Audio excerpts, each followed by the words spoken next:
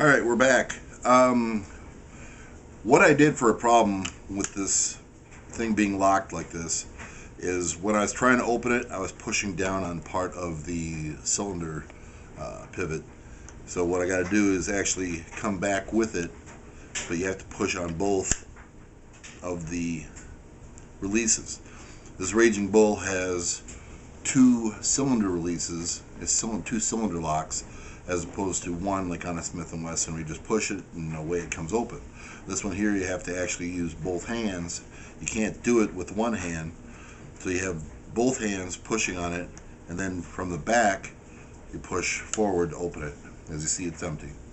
Okay, what we're going to do today is cleaning it. After I fired it earlier today and I was comparing the walker and such, I couldn't get this open to show that it was safe, and it was safe. Sorry about that. Hope you safety Nazis don't jump all over me for posting it and not proving that it's safe. Anyway, it is safe and was safe. This is the shell that's laying here. The bullet. We got Nitro 9 and Rem oil. Okay, and first of all, what we do, let me do this first so you can see.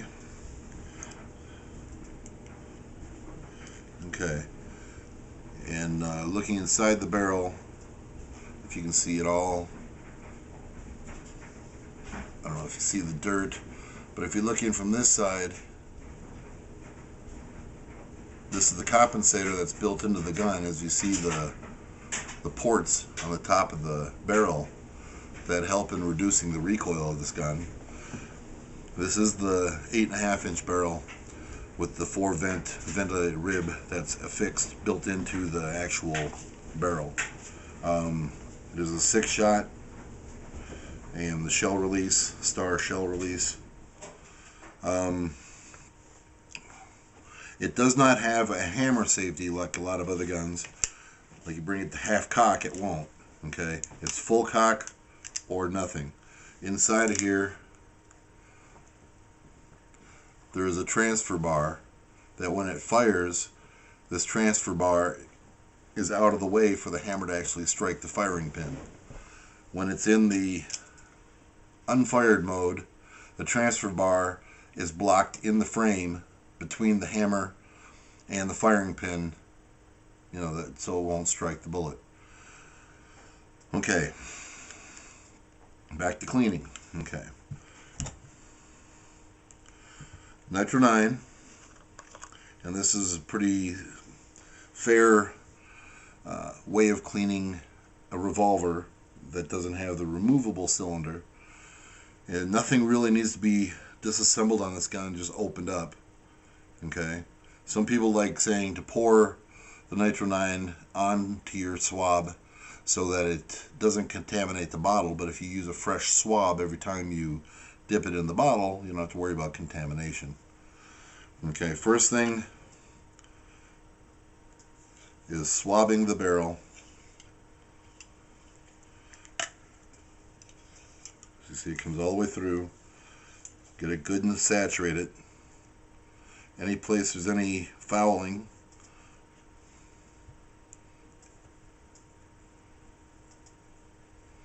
okay, and in the cylinders.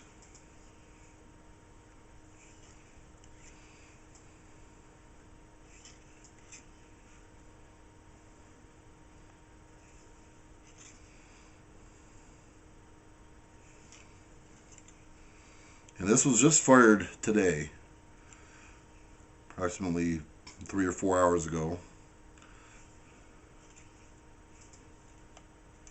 And I fired about 30 rounds.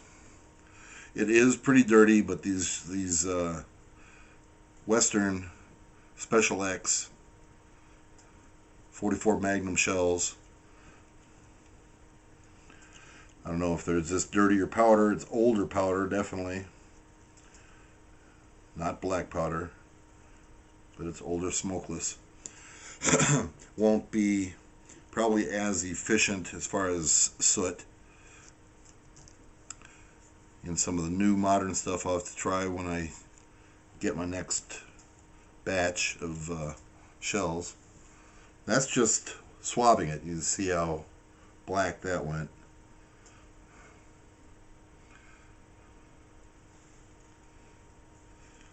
They say on the bottle, okay, to let this stuff soak, which will give it a lot better cleaning, a lot easier cleaning. It's not the dirtiest. It hasn't been sitting. Just getting all the fouling.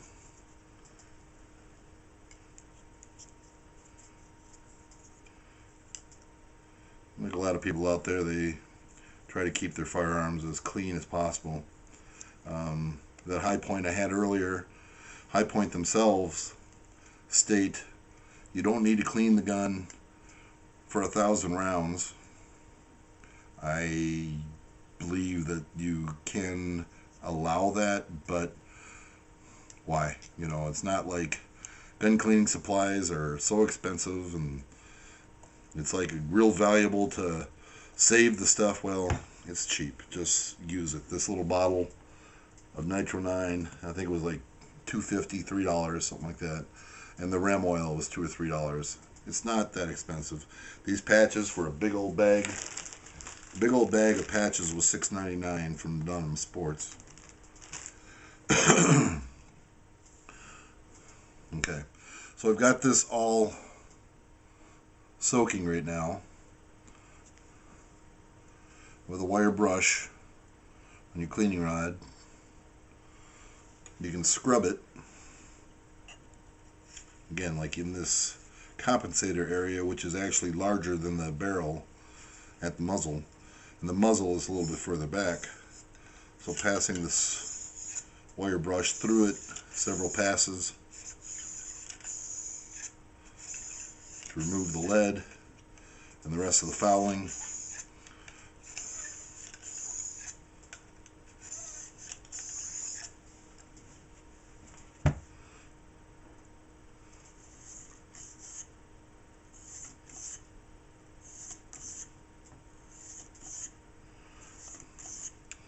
I really like this gun. Like I was saying when I was shooting, I used to have a Super Blackhawk. I liked that gun. It was very accurate. I never had any problems with it. Never locked up. Always fired. This, like I said, I only fired maybe 30 rounds through it. And it's held up for that. The gentleman that I got this from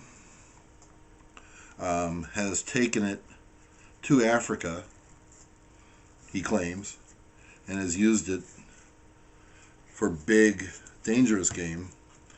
Whether he used it to actually shoot anything, he had his rifles, of course, I'm sure. But this Raging Bull has been in Africa. Woohoo! That makes it special, right?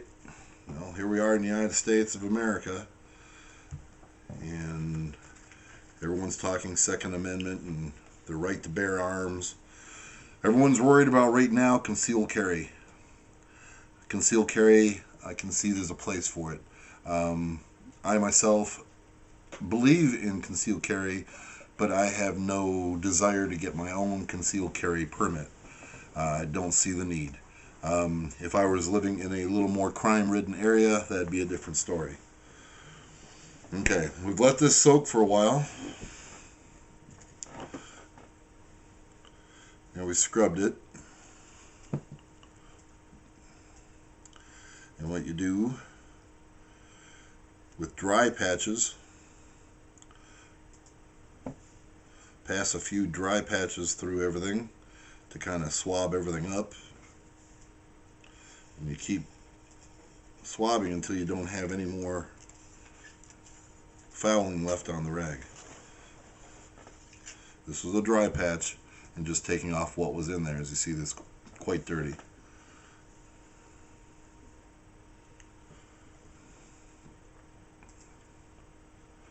I was going to mention also, my wife was doing her videoing of me when I was shooting, and I told her this has got quite a bang to it, and I asked her if she was ready, like I said in the video when I was shooting it.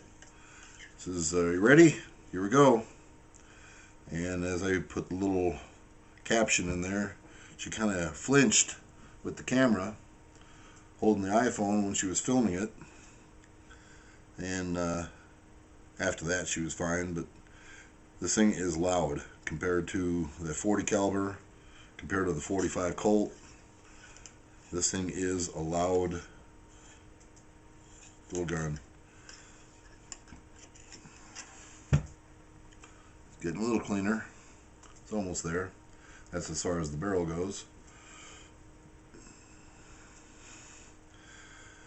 But I was at this gun show yesterday, and there's a lot of signs up stating that buy your guns now, that in 2012 the price of guns are going to be going way up. Well, it might be some good advice. Buy your guns now, not just for the zombie apocalypse, as everyone claims is going to happen, but as your investments will increase in value, unless you're buying junk that's not going to be worth much anyway, or nobody will want to buy it. Kind of like a lot of people have the problem with the High Point. You know, it's a reasonable gun. It's a throwaway gun, they say. Well, why would I throw away a gun? If it doesn't work, you know, even if it doesn't work, if it's unsafe, I'll make it disabled, or I cannot use it, but I'm still going to hang on to it. I'm not going to throw it away or leave it sit on some street corner for some thug to pick it up and put some shells in it, or even some kid to pick it up and put some shells in it, and next thing you know, it'll blow off his thumb, and serial number comes back to saying that I bought it, and well, here we go. Now, you know, there's a lot of people out there that can get guns anywhere, anytime. The law is there for a reason, but a little bit anal about it. When you think about how easy it is to actually buy a firearm, I'm not a felon or nothing, so it's not an issue. But as far as the people that are not felons, they can walk into a gun show and pretty much walk out with whatever they want. Not from a dealer, but from a private party. I'm not telling you to go do this, and it's not a good thing to do, because if you do get caught, it's like a $10,000 or $20,000 fine and 10 or 15 years in prison, and something you don't want to do, because freedom is a hell of a lot nicer than being locked up in a 8x10 cell, or sorry about that for you old convicts, but 3x9 cell, or however big they are. I've never been in prison, so I wouldn't know. I just, what everyone else sees and they advertise. But I like this little pistol, revolver, whatever you want to call it. I was in the market for a hunting pistol. My Colt Walker that I got, I'll use for hunting. In Wisconsin here, black powder pistols, revolvers are legal for hunting, provided they are over a 4.5 inch or a 6 inch barrel, something like that. Everything I've got is 5 or longer. The black powders are 8 inch. The Walker is 9 inch. This is 8.5 inch. This will take a scope rail right along here, where I could mount an actual target scope, red dot sight, anything of that fashion, to be able to use for target shooting or for hunting. But just adding more weight. And as far as, it's not going to be a long range shot if I'm going to be shooting with a pistol. But I shot this at 25 yards, and it was staying really close to target, so I can't see. You know, if I was 50 yards away, I wouldn't be too far off. Okay. There's a nice glimmer and shine of this revolver. It's in nice condition. Got it for $450. It is secondhand, but it doesn't look like it's been used much. But whoever did use it took care of it. Now, another video I seen about these was that the way the grip fits back here is sloppy. I do not see any gaps. As far as the way this gun functions, I don't see any sloppiness about it. The cylinder is nice and locked up. Full cock, nice and locked up.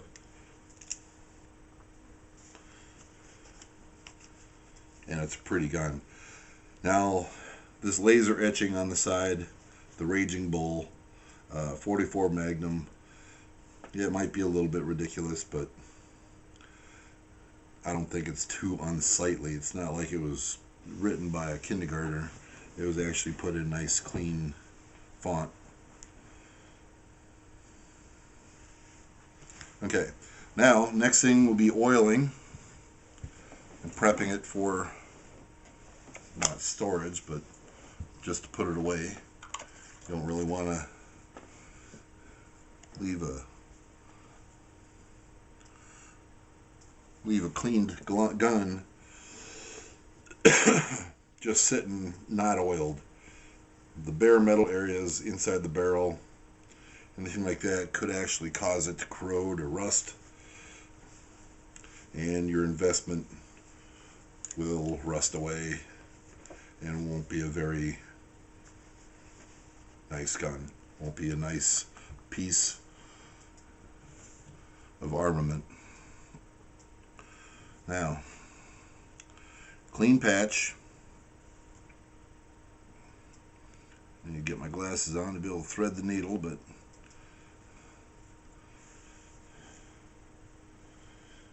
okay. Now this is Rem oil in a spray. You can use any other kind of gun oil.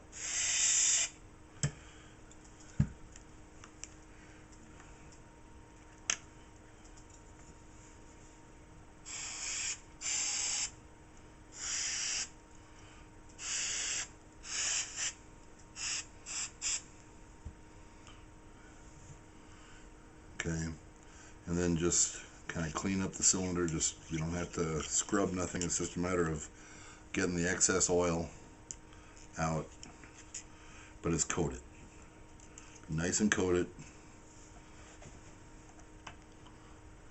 and protected. Shout out to Old South Firearms. I'd gotten some black powder stuff that they actually sent me some Lucas gun oil for with my order, along with this bore sight, and nice people to deal with if you ever have to deal with them. They're down by Birmingham, Alabama. Can't think of the actual city that they're in, but you can look it up on the web. Old South Firearms, or Old South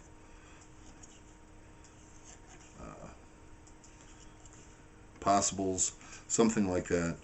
But it's a possible supply store where you can get basically any of your shooting supplies in black powder, for sure. Nice little dealing with them.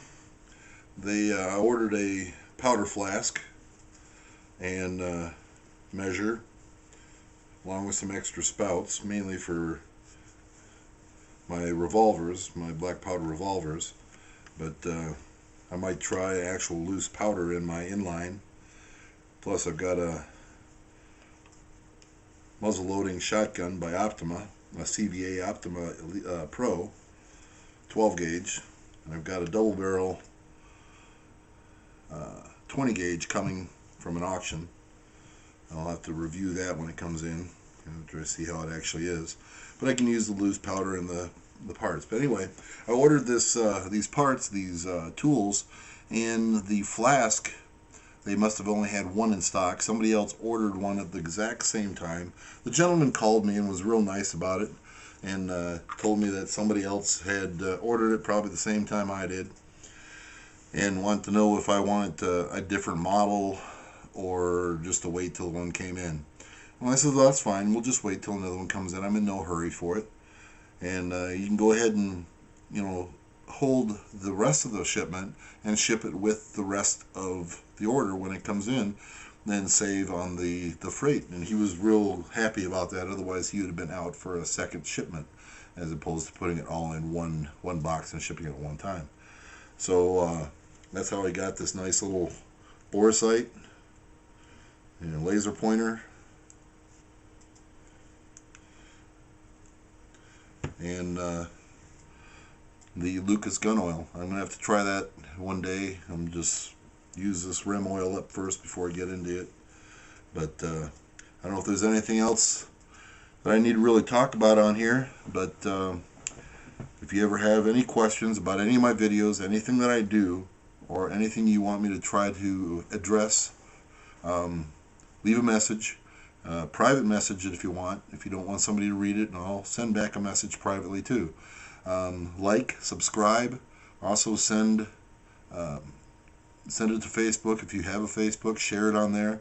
I want to get as many subscriptions from other people of my channel as possible, and try to get up there with some of the other YouTube celebrities. But like I said, if you have any questions, don't feel afraid to ask. I really appreciate you watching. Thank you, and have a nice day.